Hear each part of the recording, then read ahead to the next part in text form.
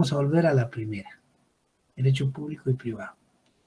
Fíjense bien, ¿se recuerdan de la relación jurídica que dijeron en su derecho de romano, que era la relación jurídica, que es aquella relación que se da entre dos o más personas, en la que uno puede exigir y la otra está obligada a cumplir? Pues bien, cuando esa relación jurídica se da entre personas particulares, es derecho privado. La relación jurídica entre dos personas totalmente de fuero privado. Ejemplo, yo necesito un apartamento o una habitación o una casa que en arrendamiento, pues busco al dueño de una casa y nos ponemos de acuerdo, él me dice la renta, si me parece, un depósito, los pagos de los servicios. Si me parece, la tomo, y si no, no, y ahí nos vemos. Si no me pareció, ahí adiós. Y si me pareció, bueno, firmemos el contrato y deme las llaves y aquí está el pago de la primera renta o el depósito. Eso es derecho privado. Nadie los obliga. Nadie los obliga. Ustedes tienen oportunidad de comprar su carrito, pues bueno, me voy a ir a un predio, voy a ver cuánto me alcanza para comprar un modelo más o menos, que no esté tan mal, o voy a ir a la agencia porque ahí venden también carros usados, o todavía me ha ido muy bien, voy a comprar un carro nuevo que lo pague por abonos. ¿Alguien los obliga? Nadie. Llegan ustedes al predio o a la agencia, les muestra a la persona lo que hay, le dice los precios, las condiciones, si ustedes quieren me las toman y si no, se van, o lo compran y punto. Ese es derecho privado. Nadie los está obligando a nada. Pero al contrario, cuando los obligan a hacer algo es derecho público. ¿Y quién es el que ejerce derecho público? El Estado. El Estado es eminentemente público, se nos impone, nos obliga a hacer las cosas aunque nosotros no querramos. Eso es derecho público. Se impone en contra de nuestra voluntad. Por ejemplo, cuando cumplimos los 18 años, ¿a qué nos obligan? Pues ir al RENAP a obtener nuestro documento de identificación. Nos obliga, no es porque queramos eso. Claro, en esas edades uno está emocionado y va, pero esa es una obligación, no es el gusto. Si no lo hace y lo detiene la policía por cualquier cosa y no lleva documentos, es una falta y se lo lleva detenido porque no se pudo identificar. Y se va preso y en lo que arregla, lo que paga la multa, se le pone un problema. Derecho público. El derecho privado no actúa así. Nadie lo puede obligar. Pues, otro ejemplo. Tenemos nuestro vehículo y queremos conducir. ¿Qué necesitamos? Licencia para conducir. Y yo no la saco, pues no la saque, pero si lo detienen, usted simplemente le van a recoger el carro y le van a poner una multa. Es decir, es público. No puede manejar un vehículo si no tiene una licencia. Es una imposición. Claro, la empresa que la da en el caso de Guatemala es una empresa privada, Maicon, pero ellos celebraron un contrato con el gobierno y esa empresa está actuando por delegación del gobierno ahí. O sea, cuando se nos impone el derecho público, y eso pasa con el derecho procesal, se nos impone, nos obligan a cumplirlo. Y vamos a ver un ejemplo en la ley. Primero que nada, leamos, ¿quién me ayuda? Código Procesal Civil y Mercantil. Código Procesal Civil y Mercantil. ¿Quién lo tiene por ahí? ¿Qué artículo, licenciado? Vamos a empezar a leer el 61, 6.1.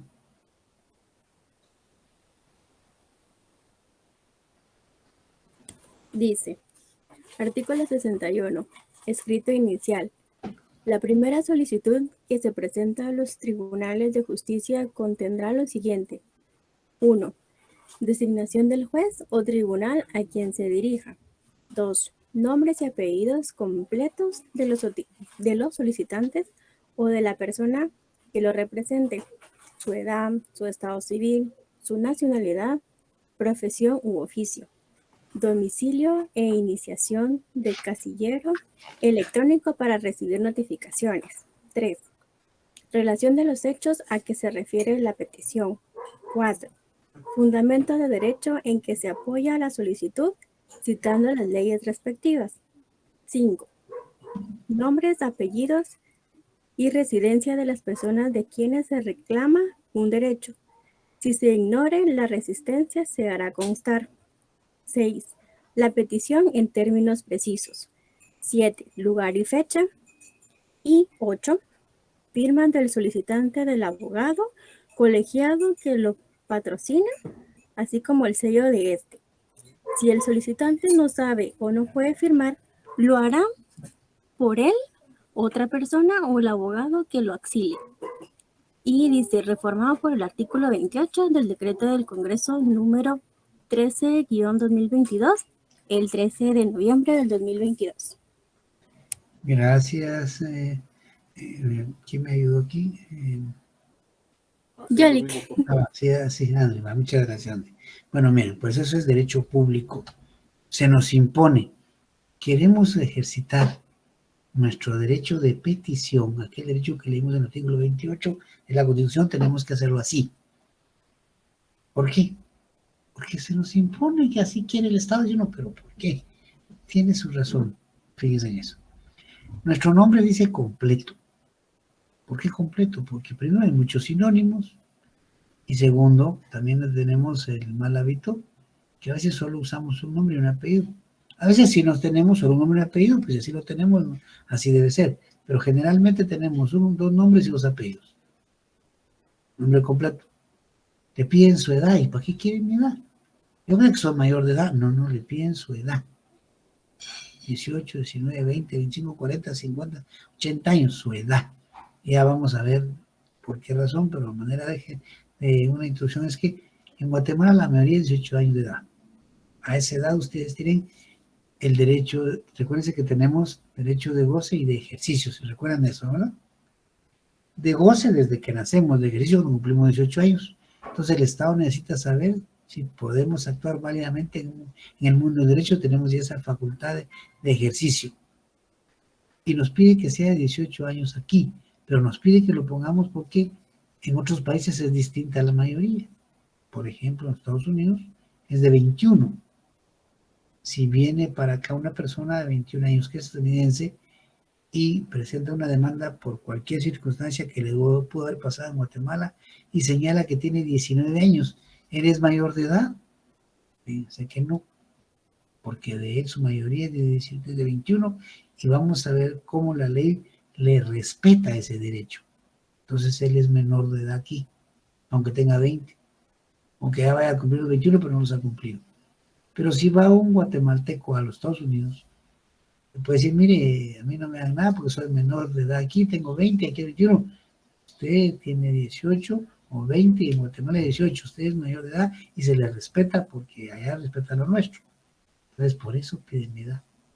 Piden su situación de su estado civil. Si los solteros son casados por las consecuencias que conlleva la familia, los alimentos, las obligaciones. Sí, cada cosa que piden ahí tiene su razón de ser, no es por gusto. Y como les explicaba que es derecho público y se nos impone, y si no lo hacemos correctamente, la misma ley señala qué debe pasar. Le faltó un requisito de esos, o dos requisitos, porque no puso la atención debida o porque no quiso hacer. Le damos el 27 de ese mismo código.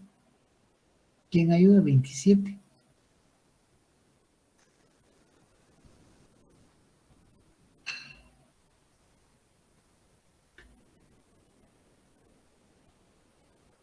Si quiere le ayudo yo, Lick. Vaya, Andy, usted de nuevo. Artículo 27. Fundamentos legales. Los tribunales rechazarán en forma razonada toda solicitud que no llegue a los requisitos que la ley establece. Ahí se lo está diciendo. El juez no se complica, simplemente lo hace en base a artículo. No hay olvido, se rechaza. Y algo más, por si hay alguna duda todavía en el artículo 109, no lo vuelve a decir, como dice, para que se le quede bien. 2 veces tal vez se le va a quedar bien. Veamos el 109, André. Vamos a leer. Artículo 109. Omisión de requisitos legales. Los jueces repelarán de oficio las demandas que no contengan los requisitos establecidos por la ley, expresando todos los defectos que hayan encontrado. Simple, ¿verdad? O sea que por eso es que se nos impone. No nos guste, es otra cosa, pero tenemos que cumplirlo. Y esa naturaleza del proceso. Y por eso vemos hoy que todas nuestras garantías son de derecho público. Las garantías que tenemos como ciudadanos, a no ser detenidos si no hemos cometido un delito, a notificarnos si estamos metiendo, si hay un problema con nosotros, si tenemos un juez para que nos atienda, ¿sí? Todos esos derechos están en la Constitución, porque son de naturaleza pública y son en materia especial del proceso. Veamos nuestra Constitución. ¿Quién me va a ayudar ahí con la Constitución aparte de Arvid? Alguien más que nos ayude con el artículo 6 constitucional. Si gusta lo leo yo, Lee. Vaya, Ingrid, gracias. 106. Detención ilegal. Ninguna persona puede ser detenida o presa sino por causa de delito o falta y en virtud de orden, librada con apego a la ley por autoridad judicial competente.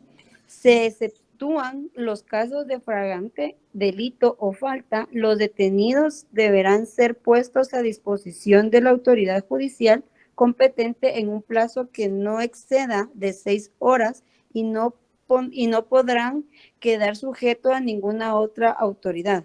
El funcionario o agente de la autoridad que infrinja los dispuestos en este artículo será sancionado conforme a la ley y los tribunales de oficio iniciarán el proceso correspondiente. Gracias, sí. Derecho público. ¿Lo cumple o simplemente se atiene a las consecuencias? Y lo mismo sucede con el artículo 7. ¿Alguien más nos ayuda con el 7, aparte de Andrés y de Ingrid? ¿Quién nos ayuda? Artículo 7 de la Constitución. Si no, Naomi. Buenas noches, Lick. Artículo 7. Notificación de la causa de detención. Toda persona detenida deberá ser notificada inmediatamente, en forma verbal o por escrito, de la causa que motivó su detención, autoridad que la ordenó y lugar en el que permanecerá. La misma notificación deberá hacerse por el medio más rápido de la persona que el detenido designe y la autoridad será responsable de la efectividad de la notificación. Derecho público, ¿ve? Es obligación, no hay que si quiere usted o no, lo hace porque hay que hacerlo, así como dice la ley. Y lo mismo sucede con el artículo 8. ¿Quién nos ayuda con el 8? Sí, Mirna. Artículo 8. Derechos del detenido. Todo detenido deberá ser informado inmediatamente de sus derechos en forma que les sean comprensibles, especialmente que pueda proveerse de un defensor, el cual podrá estar presente en todas las diligencias policiales y judiciales. El detenido no podrá ser obligado a declarar sino ante autoridad judicial competente. Gracias. Mirna, ahora bien, ya creo que está ahí José Manuel, creo que está ahí que nos ayude con el 14.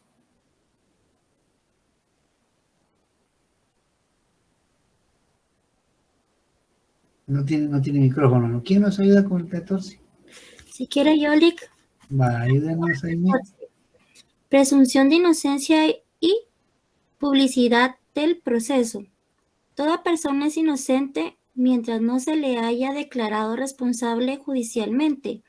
En sentencia debidamente ejecutoriada, el detenido, el ofendido, el Ministerio Público y los abogados que hayan sido designados por los interesados en forma verbal o escrita, tienen derecho de conocer personalmente todas las actuaciones, documentos y diligencias penales sin reserva alguna y en forma inmediata. Gracias, Jaime. Pero esos artículos son puros derecho público, ¿eh? Derecho procesal público, procedimientos. Si se dan cuenta, es puro procedimiento. Pero el más importante de todos los artículos que ya lo leímos, que hacíamos, y como el derecho de pedir en el artículo 28, el derecho a defenderse en el artículo 12. Pero en el artículo 12 hay algo muy especial, menciona claramente proceso legal. Si lo leemos despacio, vamos a encontrar esa parte, dice proceso legal. ¿Quién nos ayuda de nuevo con el 12? Pero lo despacio para que entendamos y entendamos bien lo que dice el proceso penal. El proceso legal, perdón. ¿Sí, Oscar? Artículo 12, derecho de defensa. La defensa de la persona y sus derechos son inviolables. Nadie podrá ser condenado ni privado de sus derechos, sin haber sido citado, oído y vencido en proceso legal ante juez o tribunal competente y preestablecido. Proceso legal. ¿Quedó claro ahí? Proceso legal, fíjense en eso. sea que le está hablando claramente de un derecho eminentemente público. Ahí le faltó un poquito más, Oscar. Ah, es que solo eso. Ah, no me había dado cuenta, Rick, perdón. Ninguna persona puede ser juzgada por tribunales especiales o secretos, ni por procedimientos que no estén preestablecidos legalmente. Ahí reitera los procedimientos. ¿Cuál es el procedimiento nuestro? Es un proceso legal, no hay otros procedimientos. Por eso el proceso que se da en este caso, derecho procesal, es de naturaleza eminentemente pública. Nadie lo puede cambiar. Nadie puede, a mí no me gusta así, pues si no le gusta va a irse a otro lado, pero aquí no. Esa es la forma en que debe establecerse. Por eso les decía yo, que debe tener en su mente el contenido del derecho procesal, el contenido, no definiciones de no, el contenido. Y no se les olvide, primero que nada, que es una actividad del Estado de administrar justicia. Organiza, ahí sí que va la ganancia al organismo judicial o poder judicial, como también se le llama. Y también ve la conducta que tiene tanto el juez como el sujeto activo y el sujeto pasivo. Ese es el 12 de la Constitución, el último que leímos. Bien, estando claro con su naturaleza jurídica, vamos a ver sus características del derecho procesal. La primera característica es, igual que su naturaleza, es público. ¿Por qué es público? Porque se nos impone. Hay palabras sencillas para decir por qué es público, porque son de cumplimiento obligatorio, porque se imponen en contra de nuestra voluntad, porque no podemos renunciar a esas normas. Es decir, es derecho público. Pueden poner cualquiera de las tres formas o más de definirlo ustedes, que no hay problema. Todo el mundo en los libros dice son normas de imperativo cumplimiento. Sencillo. Esa es una de las características, pero también tiene otras características como que es un derecho formal. Formal. ¿Por qué formal? Porque organiza los tribunales. Esa forma ya la leímos, si no mal recuerdo, en el artículo 57 de la Ley de Orden Judicial, leímos la forma y vimos que primero que nada en los sistemas está la Corte Suprema de Justicia. Después vimos que están las salas de apelaciones, el Tribunal de lo Contencioso Administrativo, el Tribunal de Segunda Instancia de Cuentas, vimos también que están los jueces de primera instancia y los jueces menores. Ese es un derecho formal, organiza los tribunales. Es otra de sus características. Otra más es que es un derecho instrumental. ¿Por qué es instrumental? Porque es un instrumento para que se cumplan los derechos sustantivos. ¿Dónde están los derechos sustantivos? Pues en el Código Civil, en el Código Penal, en el Código de Trabajo. Todos los derechos que están en esos códigos son hechos sustantivos. No les olvide. Entonces, el Código Procesal sirve para que ese derecho sustantivo se cumpla. Imaginen ustedes que de qué le serviría a la mamá de un menor de edad, sabiendo que el papá tiene obligación de darle alimentos, pero no hay una ley que le diga cómo. No le sirve nada. En cambio, aquí está el derecho procesal que le dice cómo. Pues es un instrumento para que los derechos que tiene allá se cumplan, se hagan efectivos. Es un derecho instrumental. Y también se le señala como otra característica más que es un derecho autónomo. ¿Por qué? Porque tiene sus propios principios, su propio método de estudio, sus propias instituciones y su propio contenido. Por eso es derecho procesal autónomo, es público, es formal y es instrumental. En sus características, no las olviden. Son 5 características, repitiéndolas. Es público, es formal, es instrumental, es autónomo. No son 4, ¿verdad? 4, agregándole algo más, son 4. 4 características que deben tenerlas presentes ustedes. ¿Está entendida la parte de las características? Sí, licenciado, Claro, gracias. licenciado, gracias. Veamos ahora las fuentes del derecho procesal. Platicamos el otro día sobre lo que son las fuentes reales, formales e históricas. Esa es una clasificación general que da en su libro Eduardo Maínez. Pero el derecho procesal tiene esas y tiene otras más. Entonces, vamos a ver las fuentes propias del derecho procesal. Primero que nada, las fuentes históricas, definitivamente. Y entre las fuentes históricas del derecho procesal encontramos el derecho romano.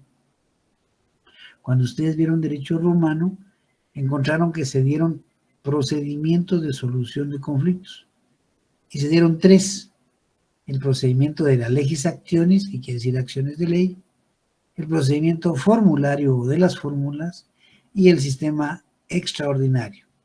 ¿Qué consistía cada uno? Ya sabemos que el procedimiento de la legis actionis era el primer procedimiento más sencillo que surgió en la ley de las 12 tablas, en que se acudía ante el magistrado, se exponía el problema, él citaba al demandado y lo escuchaba también, y si había un problema lo trasladaba a un juez, o sea que él daba la acción, dare actionem.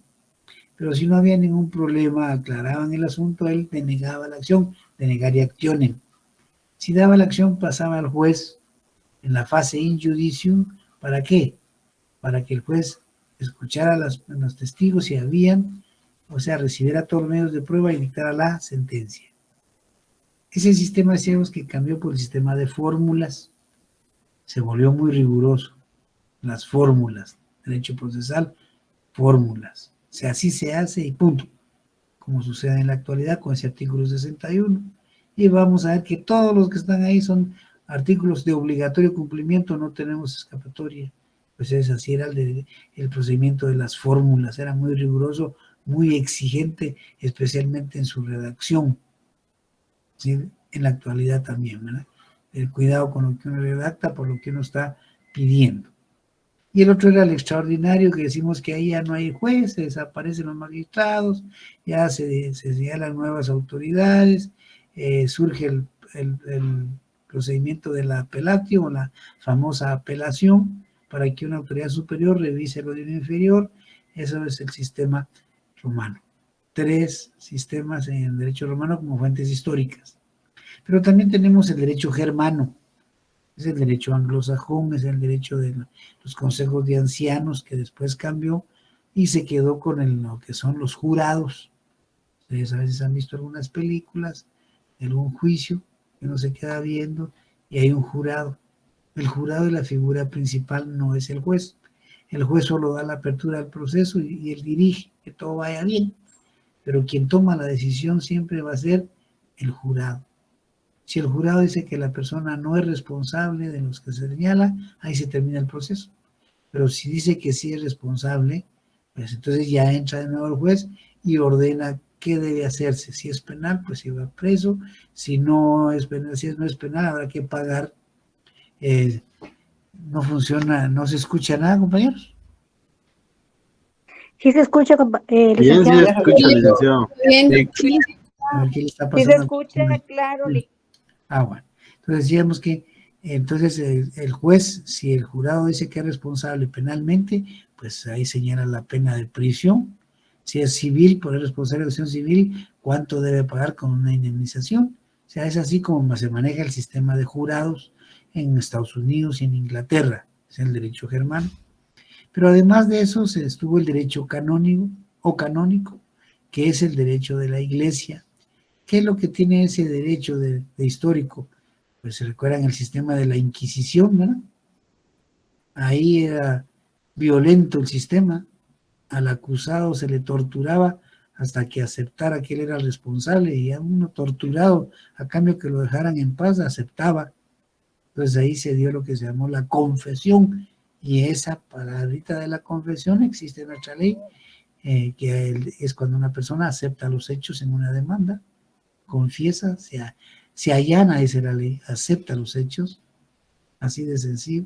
Entonces desde el derecho canónico tenemos ese medio de prueba cruel, ¿va? Porque en máxima, si eran problemas en contra de la religión en aquellos años, pues después de torturarlo y que aceptaba, terminaban quemándolo, ¿va? Imagínense ustedes eso, ¿va? Pero aparte de ese derecho canónico, también tenemos el derecho español, aunque ese derecho español vino acá, nos trajeron sus leyes, sus costumbres que tenían, pero también ellos involucraron en su derecho el derecho romano. A los españoles también trajeron aquí parte de ese derecho y nos lo impusieron, así de simple, como nos impusieron su religión, nos impusieron sus costumbres, toda su forma de distribución de las famosas castas en la división de las clases sociales. Nos obligaron a respetar de lejos un rey que nunca conocimos, ¿no? Que no sabemos ni quién era, y se llevaron nuestras riquezas naturales. Pues eso es uno de los recuerdos de la historia que no debemos olvidar, ¿no? Y en otros libros van a encontrar ustedes que hay otras fuentes, pero con estas son importantes, de las fuentes históricas. Pero además de las fuentes históricas, encontramos las fuentes constitucionales. Si queremos ver algo de la Constitución, ¿a dónde vamos? Pues a la Constitución. Vemos ahí, y si necesitamos ver los estudios que hicieron, vemos dónde estuvo instalada la Asamblea Nacional Constituyente que redactó esa Constitución. Ahí guardan todos los estudios, las propuestas, las discusiones, para conocer bien nuestra Constitución, leerla bien, interpretarla bien. Hoy tenemos la ventaja de que hay jurisprudencia que la complementa, no la sustituye nunca, no, solo la complementa. Entonces podemos ir a donde se instaló la Asamblea Nacional Constituyente, pedir todo ahí, nos lo prestan, lo vemos, claro, no podemos sacar nada, ¿va? Pero puede ser la fuente constitucional, ir directamente a donde se redactó y leerla, entenderla, no aprenderse la memoria, no entenderla. Otra fuente más es la fuente legislativa. Si queremos saber qué pasó con una ley, pues vamos al organismo que crea las normas. En el caso nuestro es el Congreso de la República o organismo legislativo. Vamos ahí, hay una biblioteca donde están todos, ahí nos pueden prestar quién hizo la propuesta de la ley, cuál fue su base, cuál es su fundamento, cuáles son los principios que lo inspiraron, qué pasó en toda la discusión, se llevó a cabo en el proceso normal de creación de la norma, qué pasó, el presidente la vetó o no, la aprobó y se mandó a publicar para que fuera ley para todo el país. Es decir, ¿a dónde vamos? Esa fuente es el organismo legislativo o Congreso de la República. Y también está la costumbre, ¿verdad? La costumbre es aquella repetición constante de una conducta que se va volviendo ley. En Guatemala vemos que no. Ya leímos el artículo 2 y el artículo 3 de la ley mundial, nos dicen, no, señores, aquí nuestra fuente principal es la ley. Esa es nuestra fuente. La jurisprudencia solo complementa para entender mejor las cosas. La costumbre, salvo en casos en que no hay una ley o que la ley autorice siempre y cuando no atente contra la moral, las buenas costumbres o el orden público. Entonces, ahí hay un alto. Y algo más cruel, como les decía el otro día, es cruel porque el artículo 3 señala que no se puede alegar ignorancia en contra de la ley. Y si nosotros que estamos en esto de derecho ignoramos tanto de derecho, imagínense la demás gente que puede saber de derecho. Pero los que viven en el interior, en las montañas, que pueden saber y ellos no pueden dar ignorancia. Fíjese qué ingrato ese artículo, pero la ley es la ley, por muy dura que sea la ley dice dura lex et lex, ¿no? Por muy dura que la ley, es la ley. Y leamos ese artículo 2 y el 3 también, ¿quién ayuda? Para que recordemos y veamos que la fuente, en el caso nuestro, es la ley. A ver, ¿quién nos ayuda? Artículo 2, ley del organismo judicial. Si gusta, lo leo yo. Vaya, Ingrid. Fuentes del derecho. La ley es la fuente del ordenamiento jurídico. La jurisprudencia la complementará. La costumbre regirá solo en defecto de ley aplicable o por delegación de la ley, siempre que no sea contraria a la moral o al orden público y que resulte probada. Artículo 3. Primacía de la ley. Contra la observancia de la ley no puede alegarse ignorancia, desuso, costumbre o práctica en contrario. Gracias, Ingrid. O sea que esos artículos de una vez nos matan, ¿verdad? Aquí la fuente es la ley. Punto. Usted no puede alegar lo contrario. Si alega la costumbre, ahí dice que no se puede alegar la costumbre. Y arriba dice que salvo que no haya ley, o que la ley autorice, pero no atente contra el orden público ni la moral. O sea que no se les olvide, la fuente del derecho procesal en Guatemala es la ley. Punto. No hay para dónde. Y además vamos a ver lo que son las clases de derecho procesal. Se recordarán que el artículo 28 decíamos que es el derecho de petición. Todo el mundo puede pedir, todo el mundo. Que la dirección favorable o desfavorable es otra cosa. Pero en ese escrito de petición, que los romanos le llamaron acción procesal, y que lo vamos a hablar indistintamente así, derecho de accionar, sabemos que es el derecho de pedir, petición. En ese derecho de petición, cuando hacemos el escrito, o el memorial, o la demanda, hay una partecita que Le decimos algo que es lo que queremos en concreto. Ya le explicamos todo lo que sucedió y ahora queremos algo en concreto. Eso en concreto se llama pretensión procesal. ¿Qué pretende? Ya me explicó todo, pero ahora ¿qué pretende? Bueno, yo pretendo que le fijen una pensión al papá del niño, que la dé, o yo pretendo que el inquilino que no me pague se salga y se ponga al día. Yo pretendo que compré un vehículo, pero no me lo han entregado, que la agencia o el vendedor me lo entregue. Es lo que pretendemos. Se llama pretensión procesal. Son dos cosas que van unidas. La petición procesal y la pretensión procesal. Leamos qué es la pretensión legalmente. Leamos el 5151 procesal civil y mercantil.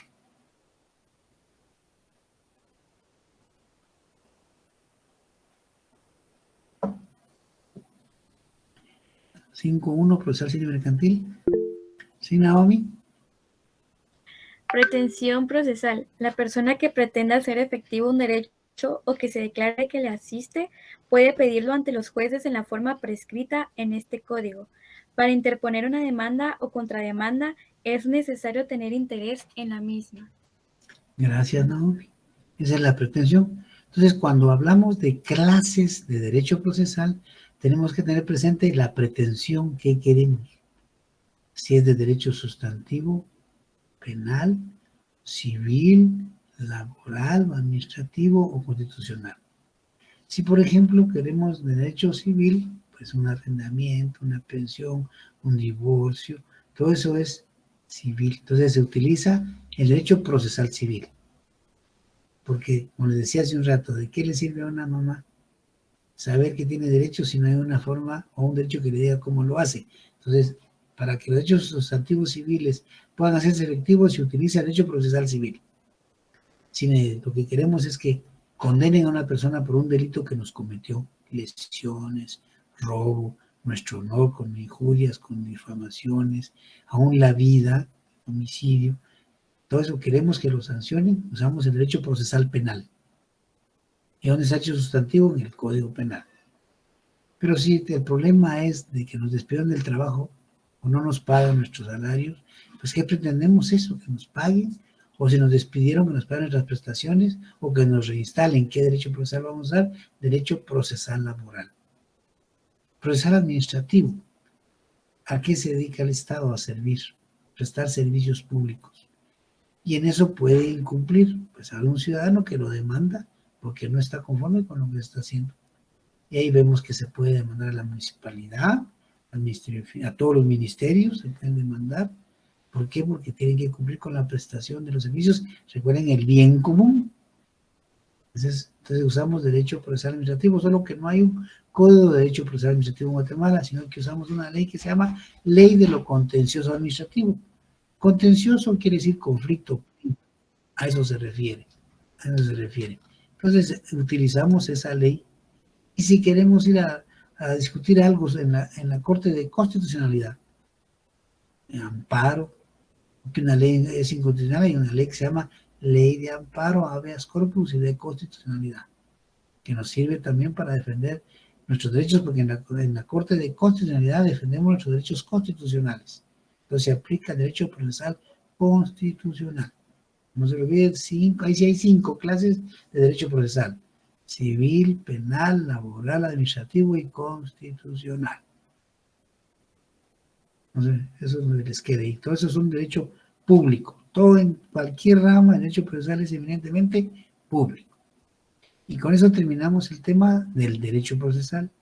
El viernes empezamos el tema de la ley procesal, esperando que ya no haya ningún problema con el ingreso de los compañeros. Pero un compañero finalmente nos mandó ahí también una forma de ingresar para que lo hagamos si es necesario. ¿Sí, Joel? Licenciado, no sé si me podría hacer el favor de repetir las 5 clases de nuevo de derecho procesal. Civil, penal, laboral o del trabajo, administrativo y constitucional. Muchas gracias. Feliz noche. Belsi, que me escribe Belsi, ya no leí. Ya no leí Belsi, que algo me puso Belsi. ¿Qué pasó, Belsi? Repítelo. ¿Y tendremos algún material de apoyo, licenciado? Mire, yo les dije el primer día, que para mí lo importante es que estén en mi clase y que me entiendan, y si no me entienden, que me pregunten para que aclararles, porque yo les voy a evaluar sobre eso.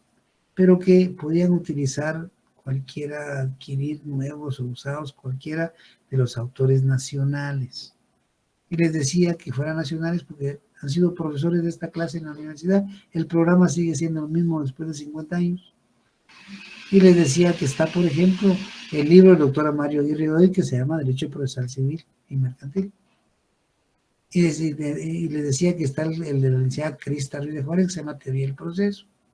Está el del doctor Mauro Chacón, que se refiere a la acción y preparación procesal. O sea, como uno que ustedes esos pueden usarlo para irse ampliando en sus conocimientos. Eso es para que tengan más claridad en los temas. Pero conmigo, yo no exijo ningún libro. Para nada, para nada. ¿Ah? Miren, los primeros parciales, ahí lo voy a ver. Todavía creo que vamos a ver si hay programación. Permítanme, les voy a, como último, porque ya terminamos el tema. Voy a ver si tengo aquí a la mano el proyecto. No sé si están aquí. Me recuerdo que nos mandaron todo lo que es las actividades para que les diga cuándo van a ser los primeros parciales. ¿Dónde está eso? A ver si lo encuentro aquí, creo que este es. Primer periodo de exámenes parciales, del 20 de febrero al 3 de marzo. ¿Sí? 20 de febrero al 3 de marzo tocan los primeros parciales. Gracias, licenciado. Bien, bueno, por favor, entonces lo dejamos hoy por ahí. Feliz noche, buen provecho, nos vemos el viernes. Feliz noche, licenciado. Buenas noches. Gracias, licenciado. Feliz noche. Feliz compañero. Feliz noche a todos. Feliz noche, licenciado. Feliz noche. Feliz noche, licenciado. Vivian. Feliz noche. Feliz noche, Lick. Feliz noche. licenciado. Feliz noche, Lilian. Feliz noche a todos. Buen provecho. Sí, Oscar. Dígame. No tenga pena, Oscar. Con mucho gusto, todo lo que podamos ayudar, ya saben que solo me interrumpen por mí, no hay ningún problema. De nuevo, feliz noche a todos. Feliz noche, Lick. Feliz noche, Reina. Feliz noche, Brandon, Carlos, Amalia, María José, Jocelyn, Judith. Todos feliz noche y buen provecho de nuevo. Gracias, Lick. Feliz noche. Bye, Amalia.